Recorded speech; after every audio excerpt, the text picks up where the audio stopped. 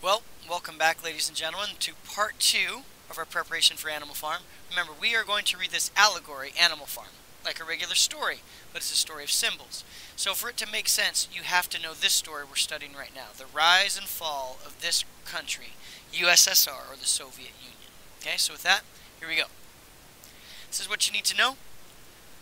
The fall of Tsarist Russia and the rise of the USSR. Now, if you need to mark it on your notes, I will actually mark it for you, so don't worry too much about it at this point. But Russia is going to be dissipated. It won't be around anymore. They're going to change it actually to USSR, and these are the changes that occur because of that. Now, major characters, don't worry about these just yet. Like we said earlier, 1916 is the year, about 100 years ago, happens in Russia, and here are your major characters. Tsar Nicholas II. He's the last king to be in charge of Russia. You have some other folks. Vladimir Lenin is one of the first guys to take over. Leon Trotsky is one of the other guys who works with this guy, and when it's all said and done, this is going to be the guy who takes over and rules USSR, and he's the one who actually pretty much runs the country into the ground. So again, Nicholas II is the last king. These are the two guys that take over, and after them, this is the guy who runs it into the ground. Now, these are the Romanovs. Got it? Romanovs. They're the last family to rule Russia, and he actually calls himself Tsar Nicholas II. That's what they were called. Tsar is taken from the Roman word meaning Caesar or emperor. So for 303 years, families like these royal families, have run Russia. Now, as a result, they only associate with other rich families, like the monarchs from England and Germany. But this is a royal family in every sense of the word. They could care less, for the most part, about the poorer people. All right? Now, under the Romanovs, under Tsar Nicholas II, you have to understand he's a very old-fashioned ruler. He pays little to no attention to his people. I think that's one you actually have to have. Let's double-check that. Some of the mistakes that he makes. It's not going to let us highlight it, apparently. Let's try that again. There you go. This is what you need. He pays little or no attention to his people because he's the Tsar. Now, the other problem is this. The Romanovs are actually, in some ways, under the control or influence of this guy. This is Rasputin. Now, you remember Rasputin? Rah, rah, Rasputin? I'm sure you might have even played that game on the Wii, for example. Let's see if we've got that. Discard. Let me show you something real quick. Remember this game?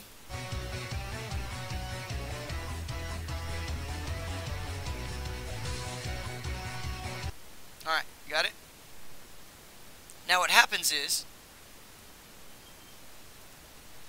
that's actually based on this famous character, that's Rasputin. And so, like we said, this is the guy who's in charge. This is the guy who is under the influence. This is Rah Rah Rasputin, the one the song's based off of, or Rasputin. He is a monk, astrologer, doctor with supposed supernatural powers. In other words, he's a wizard, or as close as we have to him in history. And so he's actually one that's controlling this family. So when you have a wizard who's calling the shots in your own country instead of you, yeah, you pretty much have ruling issues. Okay? Now here's the other thing. You know what? Let's actually add that one in. That'd be a good one to add in. Add in Rasputin. So you will have this one in your notes. This one. Let's add this one in as well. Nicholas II, instead of taking care of his own people, he focuses on expanding his empire. He wants to take over Finland and Poland. He has conflicts with Sweden and Germany. This is what his time is spent doing. Now here's another one you might take in. Let's mark this one. We might have to make some extra blanks, but that's okay. Nicholas II and the Industrial Revolution. We talked about the Industrial Revolution before, right? Factories, technology, things are getting faster. The rich people are making more money. Well, except Nicholas II in his country, he could care less. He views technology like a fashion trend. He does not care about the Industrial Revolution. So that could be another one. So he sets no rules for industry. Now you don't have to write this one in, but this is interesting and cool. Most railroad systems from the East Coast to the West Coast, they'd have like standard railroad cars, standard tracks. So you can go from one side all the way to the other side of the world, or other side of the country. His railroad system has no set standard. So you'd literally have to like unload the stuff from one train, load it onto the next train, change tracks because the cars were different size, the tracks were different sizes, and that was just a mess. There were no rules for industry. So their businesses, their industries like railroads were just a mess. Not a great ruler by any means. Now, here's another one. He makes no attempt to change the economy. His workers are still underpaid, and they work for wealthy landowners. That's the real problem. He's not doing anything to help all these people who have caught onto Marx's ideas and want more rights. Every now and then he gets bothered by the Marxist movements, but you know what he does? Well, he gives them a few more rights in 1905, but then he kicks out the leaders, these guys, Lenin and Trotsky. And that ticks off the poor people. Even if you give them rights, but you kick out their leaders, you exile them, like in Romeo and Juliet when he was exiled, kicked out, the people still get very, very angry. Now here's the last one I want you to write in, no doubt. He solves any issues with workers by violence. And if you have to write this one underneath, that's fine. For example, 170 gold miners are shot dead by the Russian army because they struck, whatever. They rose up and they're like, we're not going to take it anymore. So under the rule of Nicholas, they are shot dead. That is how Nicholas deals with any issues that he has. He kills people, and the people aren't going to stand for that much longer. So here you go. Final mistakes, just so you know. Russia enters another war with Japan. By the way, Russia gets annihilated because Nick II starts bragging they're going to kick the cans of the Japanese. It goes all the way across this country and ends up in the Japanese papers. The Japanese knew they were coming by that time, so by the time Russia gets all their stuff to Japan, the Japanese are just waiting for them and they destroy them. So Nick is not much of a strategic leader in the army or in the military by any means. Now, this one's in yellow, but you don't have to write it down. Nick starts focusing on foreign policy instead of helping his own people. See the problem? When you care a bunch about other countries but aren't taking care of your own, the people are going to go nuts. And in this case, the war destroys the economy. It costs Russian soldiers' lives. The Russian people don't even know why they're in the fight. And so that's no good. Now, and by the way, the Romanovs in general don't seem to care. Now, how long would you stand for a leader like this? So here's your initiating event. Next part of your notes. December 18th, 1916. This is the first direct attack on the Romanov family. Now, the leaders of the Russian government rebel against the Romanovs, and they assassinate who? The wizard, Rasputin. Okay, and that's the one you mark. So they don't kill Nick, but they say, you know what? Let's kill the guy who's really controlling the family and see what happens. Now, this is what happens. Felix Yusupov, he's the guy who's so popular with the people that he can't even be killed after killing Rasputin. So back up. You're the family in charge. Your wizard gets killed. You should go after the guy who killed your wizard. But they can't really do anything other than exile him because he's so popular with the people. Alright, got that? Got that. Alright, so what's the big deal? What you actually need to write down is this. Okay? This is important because it shows that the Romanovs are powerless. If somebody kills a member of your family and you can't do anything about it, that pretty much shows everybody that you don't have any power anymore. So that's the one that goes down on your next notes. The assassination was important because it showed that the Romanovs were powerless. That's the words that you write down. Were powerless. Alright? Now, rising action. Here you go. February 1917. Don't worry about this on your notes yet. Just pay attention. World War I continues. Cities in Russia are filled with food lines. People are starving and there's not enough food. The crowds are demonstrating against the war, but also against the government. So you have people who are very, very frustrated, both because of the war and the government. And by the way, they're hungry. That makes it even more difficult. Nicholas does what? Well, again, he responds with violence. Beats people up and kills some people. You know what? Let's get some of these down. Let's write this one in. The 4 factors that led to the February 1917 revolution were this. There's no food in Russia, and Nicholas hurts his people again. That'll be number 1 and number 2 underneath rising action. Remember, if I go too fast or slow, fast forward, rewind, or pause. You've got it. This is basically what the country looked like. These are hungry, hungry people. Okay? Now, what's odd is this right here is you actually have people that are freaking out. We're demonstrating, but something different is going to happen this time. February 1917. Okay, this is your next one. When they're demonstrating, the troops and police are ordered to fire on the crowd. But this time, the troops and police, they join the crowds. So the police go out there to break it up, and they're like, you know what? They're right. Nick II is a terrible leader. Let's join them. So those are your last four, or that's 3 and 4. The troops are told to fire on the crowd, but instead they join them. So you go from having a hungry, angry mob to now you have a hungry, angry mob that has weapons. And now Nick II really has a problem. So if you're Nick II, what would you do? Oh, by the way, anybody who tried to fight the crowd, I forgot to tell you this, they get seized and lynched in the streets. You did not fight this mob. Now, this is what you need for your next one. March the 2nd, Nicholas signs an act of abdication. That's what you write in. Now, you need to know what that word means. I'd write that off in the margin. Abdication literally means he does what? He quits. Might want to write that in on your notes. Now, as a result, Russia is under the two competing governments. Two groups want control over this. The middle class owners, which is the provisional government. That goes on line 1. And then there's the Soviet, or representative government, the workers. So the rich the richer want power, and then the very, very poor people who work want power. And you'd think, in theory, there are more of these individuals, so they'd win out, right? Well, your very next line is this. The provisional government actually wins power. Somehow, the middle-class owners still maintain power. Okay?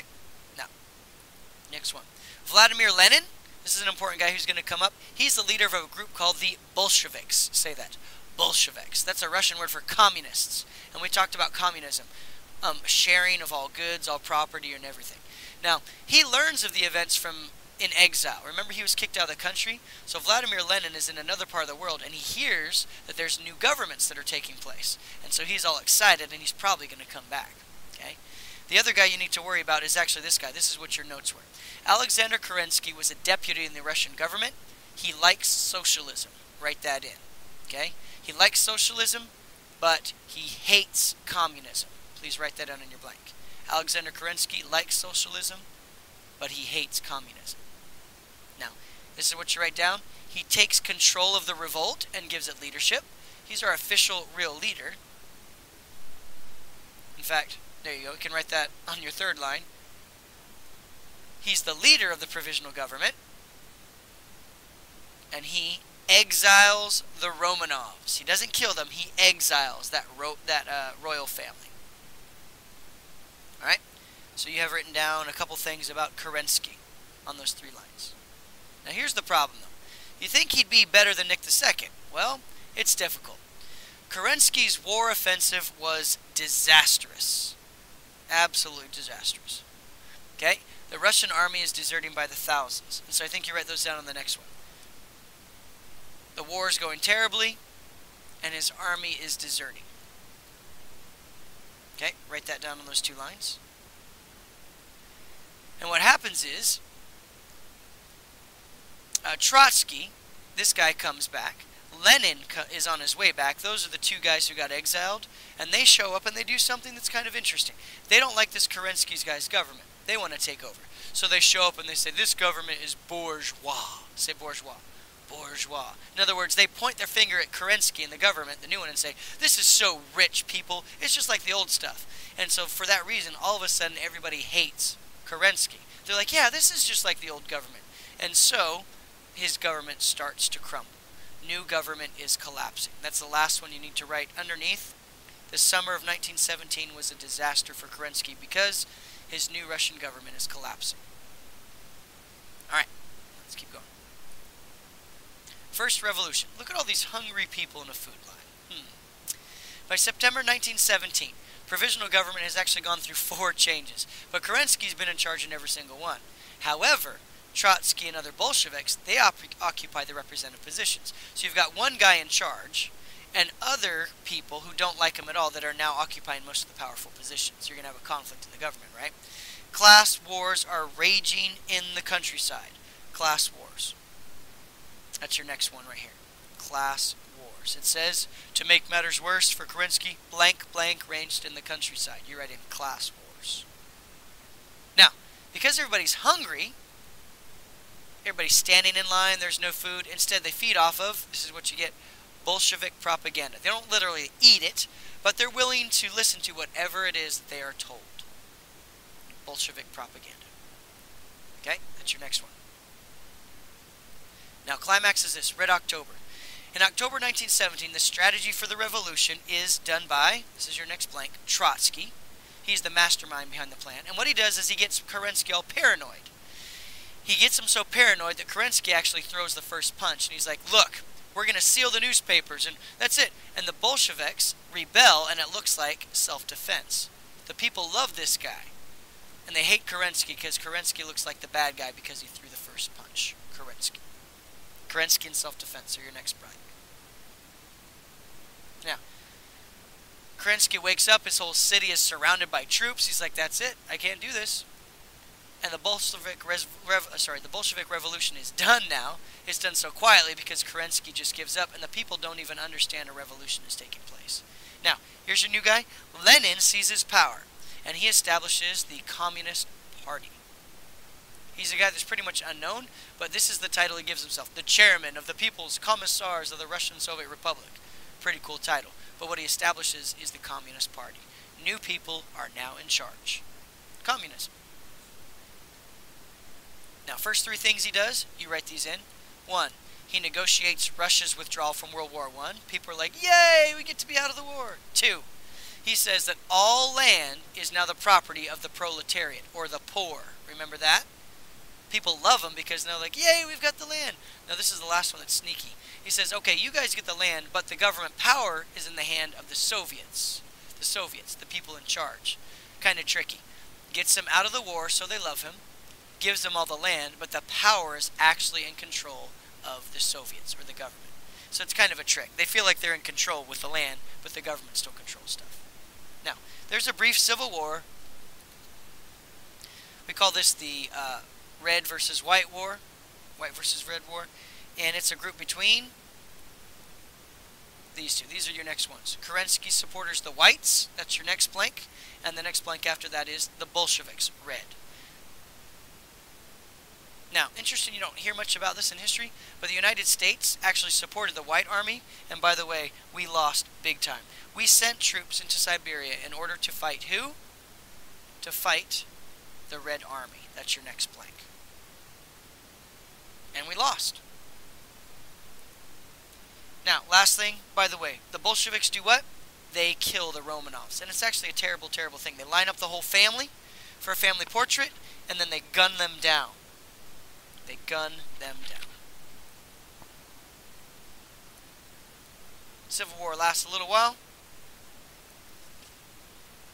Okay? Now this is what you need to understand. This is how it turns out. This is the birth of the USSR. 1922, Russia is renamed the Union of the Soviet Socialist Republic. So they get rid of their old name, old flag, and this is what they come up with. New name.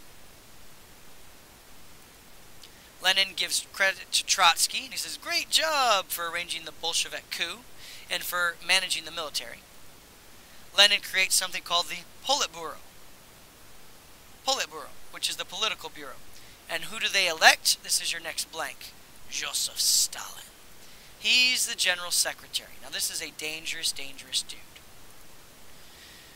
Did you get Stalin? Hope so. Stalin is your next blank. Now what happens is, right after they form this country, Lenin has a bunch of strokes. He can't function anymore, so he steps back from power.